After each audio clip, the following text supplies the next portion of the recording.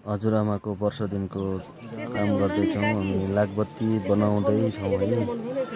हामी चाहिँ आज लागबत्ती जलाउने कार्यक्रम छ हाम्रो। हजुरआमाको बर्खीमा लागबत्ती मिलाउँदैछु म चाहिँ।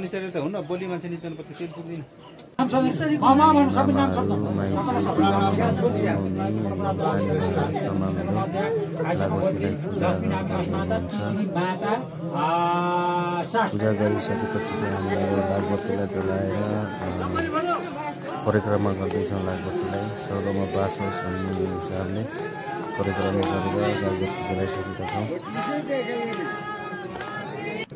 लागबत्ती जलाएर सकिसकेपछि यसलाई चाहिँ राम्रोसँग सबै लागबत्तीहरू जल्नुपर्ने रहेछ।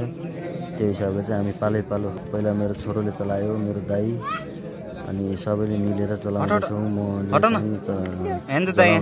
चलाउँदैछु, मिलाएर चलाउँदैछौँ। सबैजना मिलेर लागबत्ती जलायौँ हामीले। अनि लास्टमा चाहिँ फोटो सेसन गऱ्यौँ। कस्तो लाग्छ कमेन्ट गरिदिनु।